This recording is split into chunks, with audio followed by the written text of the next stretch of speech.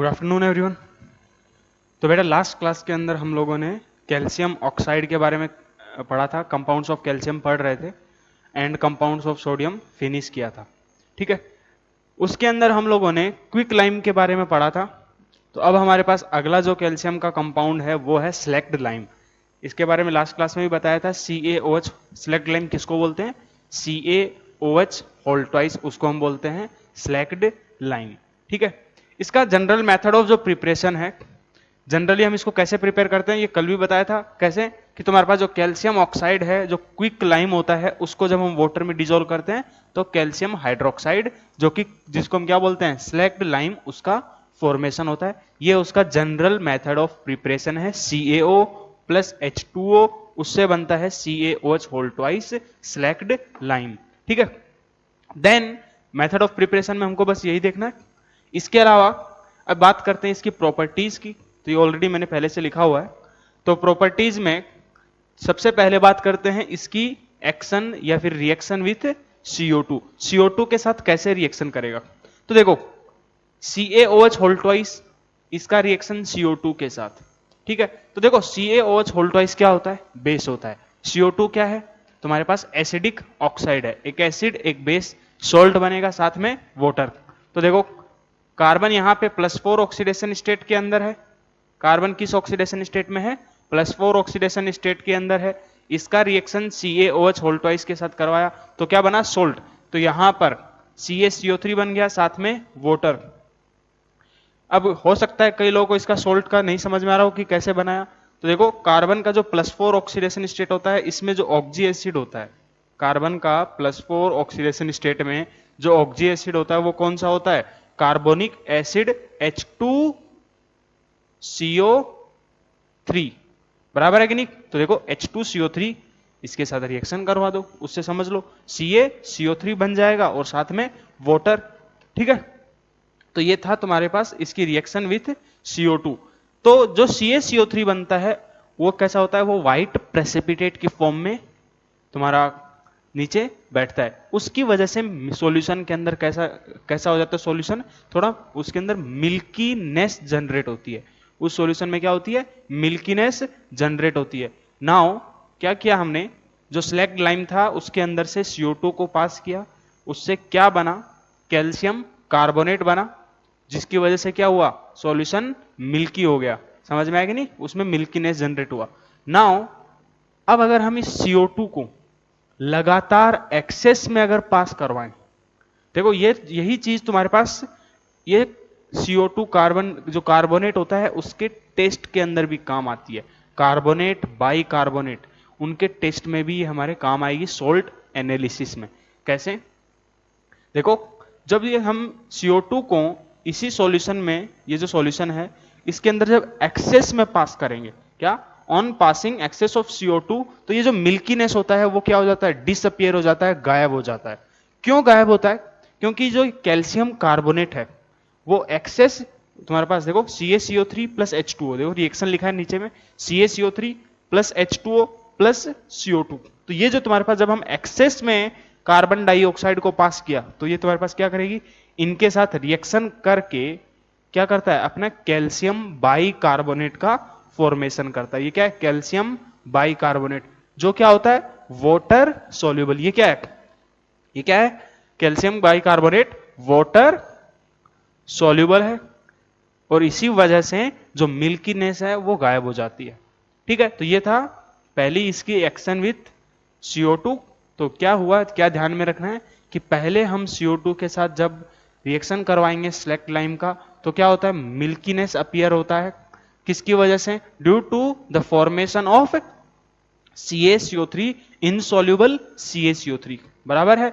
और जब हम एक्सेस में CO2 को पास करेंगे उसी सॉल्यूशन के अंदर तो वो किस में कन्वर्ट हो जाता है? Calcium carbonate calcium by carbonate में कन्वर्ट हो जाता है, जो कि कैसा होता है? सॉल्यूबल होता है। और वो जो मिल्कीनेस होता है वो क्या हो जाती है? डिसअपियर हो जाती है। ठीक है, तो ये तुम्हारे पास काम आएगा कहां पर? सॉल्ट एनालिसिस के अंदर, कार्बोनेट और बाई कार्बोनेट्स के टेस्ट के लिए। देन हमारे पास बेटा दूसरा है क्लोरीन के साथ इसकी रिएक्शन, एक्शन विथ क्लोरीन। तो कैल्शियम हाइड्रोक्साइड क्लोरीन के साथ रिएक्शन, तो इसके हम दो अलग अलग टेम्परेचर्स पे रिएक्शन करवाते हैं। ये दो अलग अलग कंडीशंस हैं, इनको थोड़ा ध्यान में रखना जरूरी है। एक कंडीशन है क्या कि 35 degree Celsius temperature less than 35 degree Celsius, अगर उसके साथ हम रिएक्शन करवाते हैं तो तुम्हारे पास क्या बनता है, तुम्हारा CaOCl2। क्या बनता है? CaOCl2। इसको हम क्या बोलते हैं? Bleaching powder. ये लास्ट क्लास में भी हमने देखा था। इसी को हम क्या बोलते हैं? Bleaching powder. CaOCl2 का फॉर्मेशन होता है साथ में वाटर का। ये ऑलरेडी हम लास्ट क्लास में डिस्कस कर चुके हैं कि इसमें जो दो क्लोरीन है वो अलग अलग ऑक्सीडेशन स्टेट में है। ये वाला क्लोरीन -1 में और ये वाला क्लोरीन +1 ऑक्सीडेशन स्टेट के अंदर। तो temperature less than 35 degree Celsius के ऊपर जब रिएक्शन करवाएंगे तो किसका फॉर्मेशन होगा? ब्लीचिंग पाउडर का साथ में वाटर। अगर हम बहुत ज्यादा हाई टेम्परेचर पे इसका रिएक्शन करवाते हैं, very high temperature, red hot conditions का मतलब बहुत ज्यादा हाई टेम्परेचर पे, तो क्या होता है? इसका सॉल्ट का फॉर्मेशन होता है, CaCl2 का फॉर्मेशन होता है और साथ में वाटर और O2 गैस रिलीज होता है। तो डिफरेंस क्या है कि जब हम लो टेम्परेचर पे करवाएंगे तो ब्लीचिंग पाउडर का फॉर्मेशन हो रहा है और हाई टेम्परेचर पे उसके सॉल्ट्स का फॉर्मेशन होता है with release of oxygen gas. अब इस रिएक्शन को थोड़ा ध्यान में रखना पड़ेगा। तो ये वाले रिएक्शन नहीं, फिर भी तुम्हारे पास ये रिएक्शन तो इंपॉर्टेंट है। और ये वाला जो टेस्ट है ये भी काफी इंपॉर्टेंट टेस्ट है, ठीक है। अब बात करते हैं इसी के सेलेक्ट लाइम के यूजेस के। तो सबसे पहले तो जो यूज आ गया क्या? In making of bleaching powder. Bleaching powder को फॉर्मेशन करने के लिए काम में आता है। देन तुम्हारे पास सॉफ्टनिंग ऑफ वाटर। वाटर को सॉफ्ट करने के लिए, जैसे देखा होगा कि दो तरह के वाटर होता है, एक सॉफ्ट वाटर और एक हार्ड वाटर। वाटर जो होता है हार्ड, वो किसकी वजह से होता है?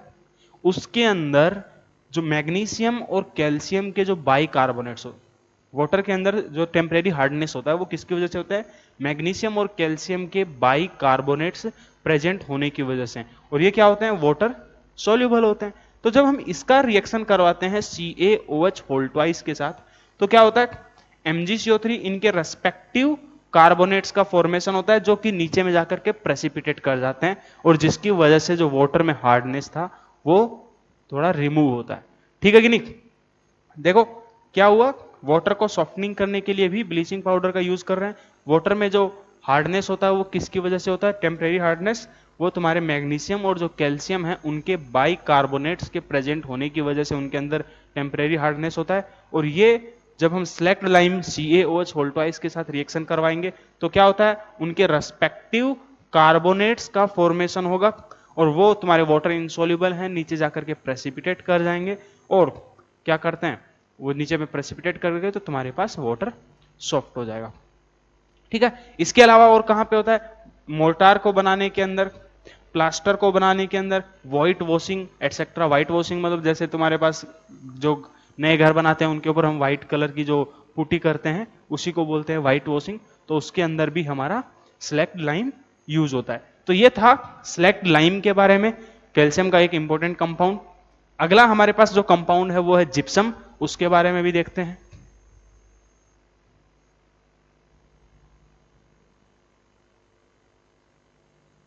ठीक है, अब हमारे पास अगला है कैल्शियम का important compound gypsum. I hope वो पहले वाला पूरा नोट कर लिया होगा। जिप्सम, इसका जो जनरल फॉर्मूला होता है वो क्या होता है? CaSO4.2H2O। ये हम लोगों ने ओवरव्यू जब लिया था एस ब्लॉक एलिमेंट्स का उस वक्त बताया था फॉर्मूला। CaSO4.2H2O को हम क्या बोलते हैं? जिप्सम कैल्शियम सल्फेट, ठीक है। फॉर्मूले ध्यान में रखने जरूरी हैं। अब इसके बाद इसकी बात करें जिप्सम को प्रिपेयर कैसे करते हैं। तो देखो जिप्सम का प्रिपरेशन का मेथड आसान है। CaCl2 plus H2SO4 calcium chloride को H2SO4 सल्फ्यूरिक एसिड के साथ प्रिपेयर करके हम कैल्शियम सल्फेट को प्रोड्यूस करते हैं और एक्वस सॉल्यूशन में ये तुम्हारे पास जो .2H2 है ये तो वाटर ऑफ क्रिस्टलाइजेशन है, ठीक है। तो ये तुम्हारे पास एक्वस सॉल्यूशन में इससे हम इसको जिप्सम को प्रिपेयर करते हैं, ठीक है। तो बस ये प्रिपरेशन के लिए काफी आसान रिएक्शन है। अब जो इंपॉर्टेंट है इसके अंदर वो हमारे पास है इसकी प्रॉपर्टीज में, ज्यादा नहीं है, केवल दो प्रॉपर्टीज हैं, इससे ज्यादा कुछ भी नहीं है, ध्यान में रखना है। इसकी सबसे पहले एक्शन ऑफ हीट, या फिर इसका जो हम बोलें इसको हीटिंग इफेक्ट, इसी को बोलेंगे क्या, हीटिंग इफेक्ट। क्या, हीटिंग इफेक्ट। ये बहुत ज्यादा इंपॉर्टेंट है, very very very important. Gypsum का तो तुमको मतलब याद होना चाहिए, उंगलियों पे होना चाहिए। क्या होता है बेटा, देखो जिप्सम जो CaSO4.2H2 है, इसको हम बोलते हैं जिप्सम। तो ये जब हम इसको 120 डिग्री सेल्सियस के ऊपर हीट करेंगे, क्या, जब हम इसको 120 डिग्री सेल्सियस पे हीट करते हैं, तो इसमें जो तुम्हारे पास 2H2O, जो तुम्हारे पास वाटर ऑफ क्रिस्टलाइजेशन है, इसमें से डेड H2O क्या हो जाता है, रिमूव हो जाता है, और तुम्हारे पास 1/2 H2O तुम्हारे पास बचता है। कितने टेम्परेचर पे, 120 डिग्री सेल्सियस के ऊपर। इसको हम और जो अगर लिखना चाहें तो देखो, इसको 2 से मल्टीप्लाई करके इसको हम और क्या लिख सकते हैं, 2CaSO4.H2O, क्या लिख सकते हैं, 2CaSO4.H2O। ये जो तुम्हारे पास है इसको हम क्या बोलेंगे, देखो आधा H2O है, इसलिए इसको हम क्या बोल देते हैं, हेमी हाइड्रेट। H2O मॉलिक्यूल्स कितना है, आधा H2O मॉलिक्यूल है, इसलिए हम इसको क्या बोल देंगे, हेमी हाइड्रेट। इसी को हम बोलते हैं प्लास्टर ऑफ पेरिस।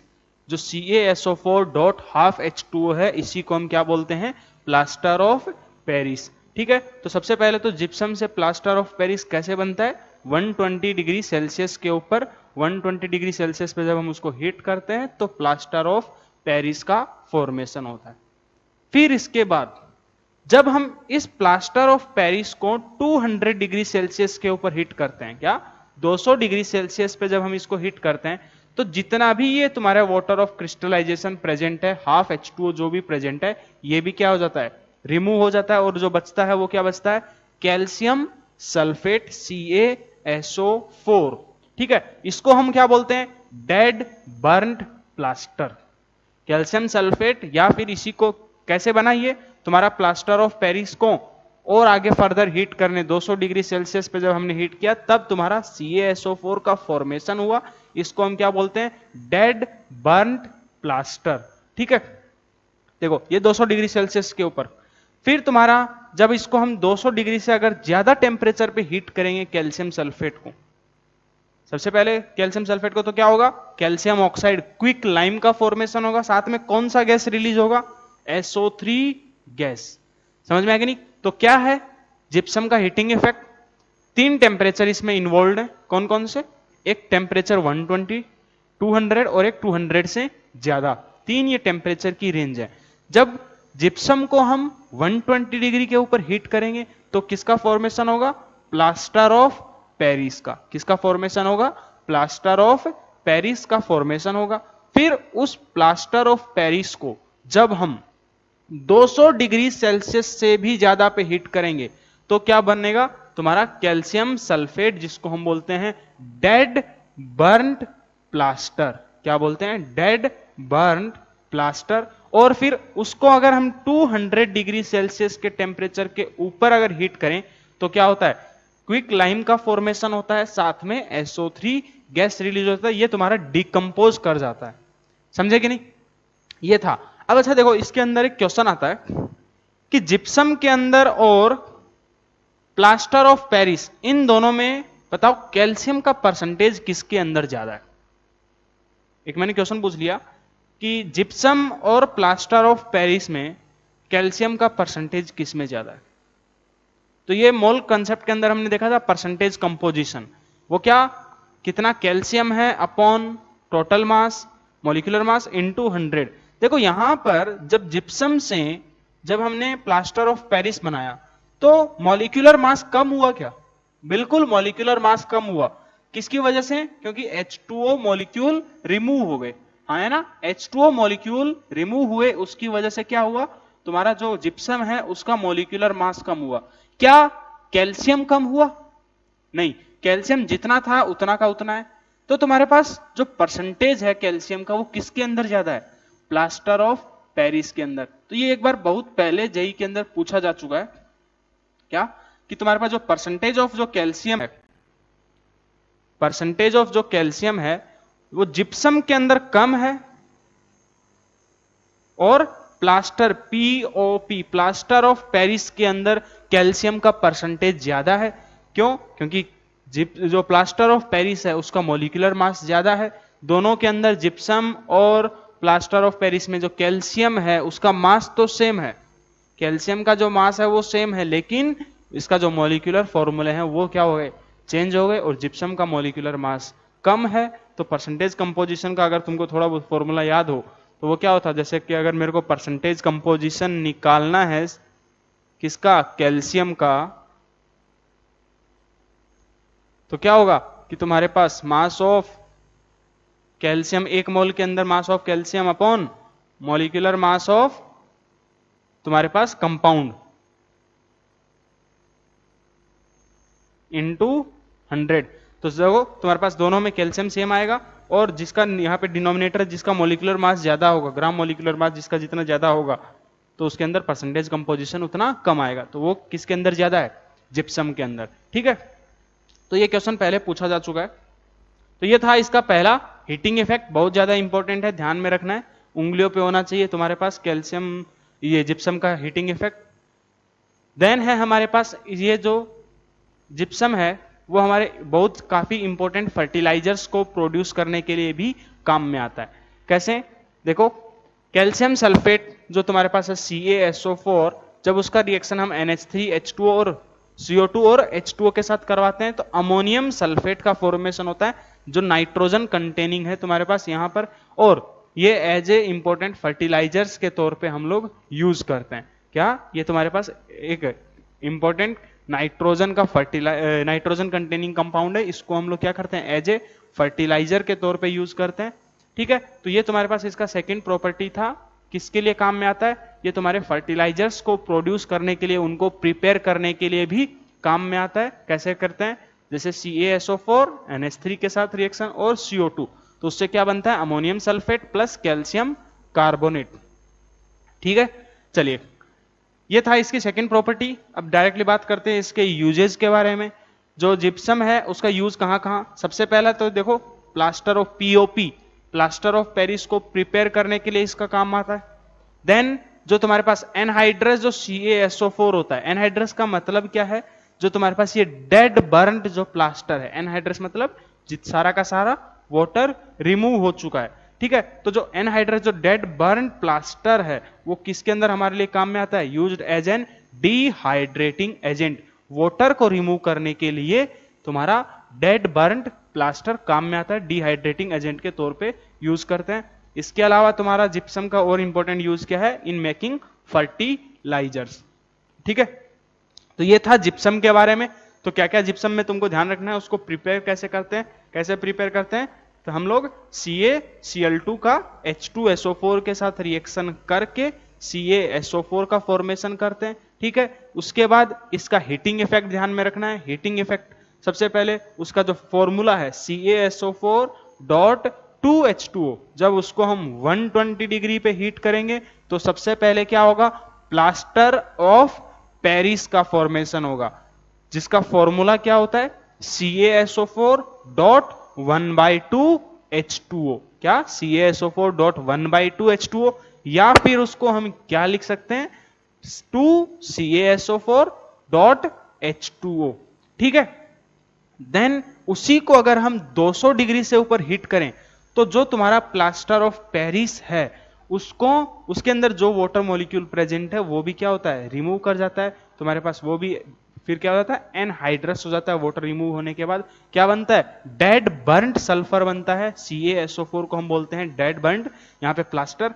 फिर उसको अगर हम, ये जो डेड बर्न्ड प्लास्टर है, अगर उसको हम 200 डिग्री सेल्सियस से ऊपर हीट करेंगे तो क्या होगा, क्विक लाइम का फॉर्मेशन होगा, साथ में SO3 गैस और बाकी इसके यूजेस। तो ये हीटिंग इफेक्ट सबसे ज्यादा इंपॉर्टेंट है। अब अगला हमारे पास जो कंपाउंड है वो है प्लास्टर ऑफ पेरिस। अब एक काम करते हैं, प्लास्टर ऑफ पेरिस के बारे में पढ़ते हैं। ठीक है,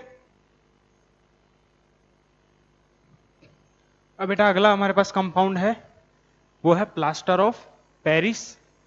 अभी हमने देखा जिप्सम के प्रिपरेशन में कि जिप्सम्स को जब हम हीट करते हैं 120 डिग्री सेल्सियस पे तो प्लास्टर ऑफ पेरिस का फॉर्मेशन होता है, वही है यहाँ पर, उसी के थोड़ा बारे में थोड़ा सा बात करेंगे। प्लास्टर ऑफ पेरिस का फॉर्मूला थोड़ी देर पहले ही देखा था, CaSO4.1/2H2O, उसका नाम 2CaSO4. तुम्हारे पास H2O, इसको हम ऐसे भी लिख सकते हैं। इसका मेथड ऑफ प्रिपरेशन, तो वो तो जिप्सम की हीटिंग इफेक्ट के अंदर भी आया था, क्या कि जिप्सम को अगर हम हीट करें 120 डिग्री सेल्सियस पे तो क्या बनता है, प्लास्टर ऑफ पेरिस का फॉर्मेशन होता है। ठीक है, देन अब इसकी प्रॉपर्टीज की बात करते हैं। बेटा जो प्लास्टर ऑफ पेरिस होता है वो कैसा होता है, एक व्हाइट पाउडर होता है। कैसे फॉर्म में होता है, ये एक व्हाइट क्रिस्टलाइन पाउडर होता है। ठीक है, इसके बाद तुम्हारे पास इसका जो सेकंड है वो क्या है कि तुम्हारे पास जब हम जो प्लास्टर ऑफ पेरिस को अगर हम वाटर में कुछ देर के लिए छोड़ दें तो ये क्या करता है, हार्ड मास के तौर पे सेटल हो जाता है। क्या, हार्ड मास के फॉर्म में सेटल हो जाता है। इसलिए हम लोग, जैसे तुम लोग कभी हड्डियां वगैरह फ्रैक्चर होती हैं तो डॉक्टर क्या करते हैं, वो हम लोग के प्लास्टर चढ़ाते हैं, है ना। तो वो जो प्लास्टर ऑफ पेरिस ही होता है। तो वो क्या होता है कि तुम्हारे पास वो यही होता है कि तुम्हारे इसके जो हार्ड मास के फॉर्म में क्या कर देगा, it has the property to settling in a hard mass when a paste of H2O is allowed to stand some time। कब, जब कुछ देर के लिए हम H2O के साथ इसका पेस्ट अगर कुछ देर के लिए छोड़ दें तो वो क्या करता है, हार्ड मास के फॉर्म में सेटल हो जाता है। तो ये किसकी इंपॉर्टेंट प्रॉपर्टी है। ठीक है, इसके अलावा देखो ये भी हमने देखा कि जब इसको जिप्सम को, ये प्लास्टर ऑफ पेरिस अभी जिप्सम की हीटिंग में हमने देखा था कि इसको हम अगर हम हीट करेंगे 200 डिग्री सेल्सियस पे तो वो क्या करता है, calcium sulphate anhydrous dead burn plaster का फॉर्मेशन करता है, बराबर है। तो तब क्या होता है, CaSO4 का फॉर्मेशन होता है। तो ज्यादा डिफरेंस नहीं है प्लास्टर ऑफ पेरिस और जिप्सम। अगर जिप्सम का तुमको याद है तो प्लास्टर ऑफ पेरिस के बारे में मैक्सिमम चीजें तुमको याद रह जाएंगी। बस इतना ही है प्लास्टर ऑफ पेरिस में। ठीक है, इसके यूजेस की बात करें तो बेटा कहाँ कहाँ है प्लास्टर ऑफ पेरिस को हम यूज करते हैं।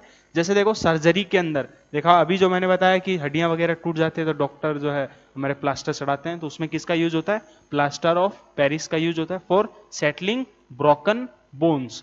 जो तुम्हारे पास टूटी हुई हड्डियां हैं उनको सेटल करने के लिए, उनको एडजस्ट करने के लिए क्या करते हैं, प्लास्टर ऑफ पेरिस का यूज करते हैं। सेकेंड यूज क्या है, जो तुम्हारे टॉयज हो गए, है ना, जो तुम्हारे आइडल्स, आइडल्स क्या होती हैं, जैसे तुम्हारे मूर्तियां जिनको हम बोलते हैं, आइडल्स क्या होती हैं, मूर्तियां। ठीक है, इन सबको बनाने में भी प्लास्टर ऑफ पेरिस का यूज आता है। इसके अलावा जो ब्लैक बोर्ड की जो चौक्स होती हैं, जो चौक हम लोग व्हाइट बोर्ड या फिर जो अलग अलग टाइप की जो लिखने के लिए काम में आती है, ये तो मार्कर है, लेकिन जैसे देखा होगा कि स्कूल के अंदर की जो चौक्स होती हैं वो सब भी किसकी मिलकर के बनी होती हैं, प्लास्टर ऑफ पेरिस की। ठीक है, तो ये हमारे पास था एस ब्लॉक के अंदर। यहां पर हमारा मेनली एस ब्लॉक खत्म होता है। इसके बाद आता है तुम्हारे पास diagonal relationship of lithium and magnesium.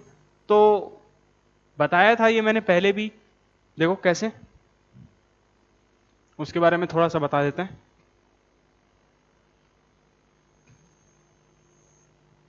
मैंने बताया था कि बेटा जो लिथियम है और जो मैग्नीशियम है वो क्या करते हैं, एक दूसरे के साथ डायगोनल रिलेशनशिप शो करते हैं। क्या, एक दूसरे के साथ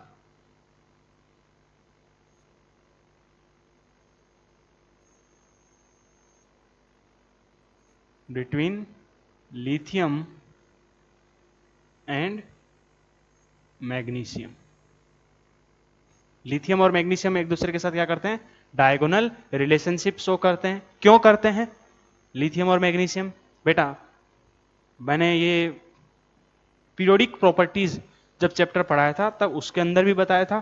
ठीक है, तो क्या रीजन क्या होता है कि इनका जो सेम साइज अपॉन जो चार्ज का रेशियो होता है।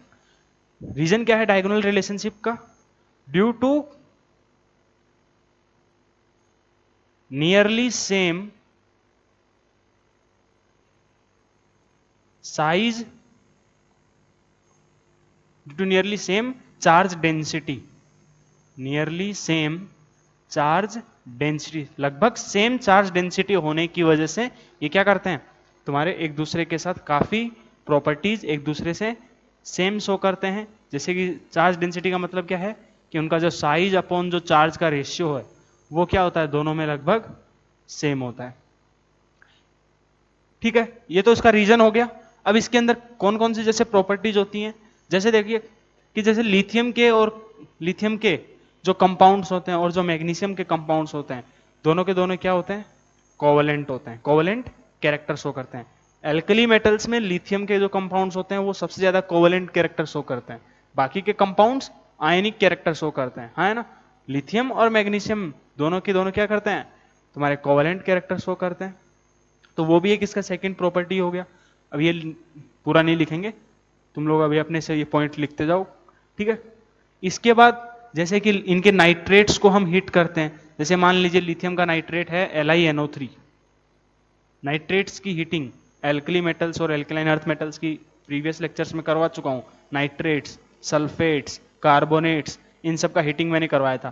तो क्या करवाया था कि जब इनके नाइट्रेट्स को हीट करते हैं तो एल्कली मेटल्स में जब लिथियम के नाइट्रेट को हीट करते हैं तो क्या बनता है, उसका ऑक्साइड बनता है, साथ में यहां पर NO2 गैस रिलीज होता है।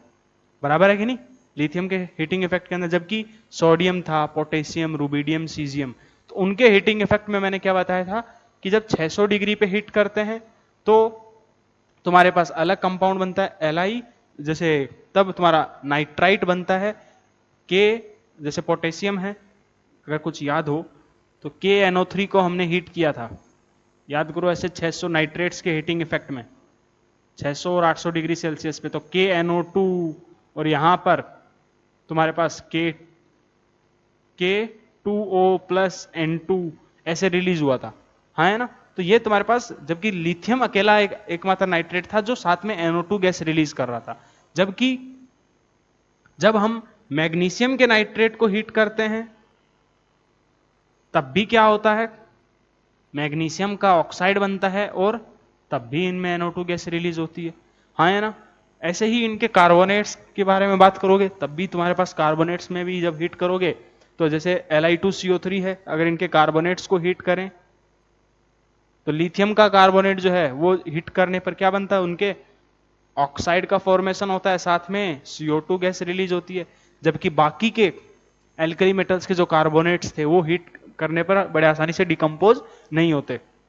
जबकि मैग्नीशियम का जो कार्बोनेट था वो भी क्या करता है, हीट करने पर अपने ऑक्साइड का फॉर्मेशन प्लस साथ में CO2 गैस को रिलीज करता है, ठीक है। तो ये तुम्हारे पास कुछ ऐसे प्रॉपर्टीज हैं जो कि मैंने अलग अलग जगह पर जो प्रीवियसली है उनको कवर किया है, ठीक है। तो ये था diagonal relationship between lithium and magnesium. तो यहां पर हमारा पास मेनली पूरा का पूरा जो चैप्टर है S ब्लॉक वो खत्म होता है, ठीक है। तो डिटेल्ड वे में हमारा S ब्लॉक खत्म हो चुका है। अब एक काम करना, जितना भी पूरा बुकलेट है, इसके जो DPPs हैं, मैंने जो असाइनमेंट दिए हैं उन सबको सोल्व करो, ठीक है, फटाफट जल्दी से जल्दी। और इसके बाद हम लोग अगला चैप्टर स्टार्ट करेंगे P ब्लॉक ग्रुप 13 के साथ, ठीक है। तो आज के लिए इतना काफी है। अगली क्लास से हम लोग P ब्लॉक स्टार्ट करेंगे ग्रुप 13।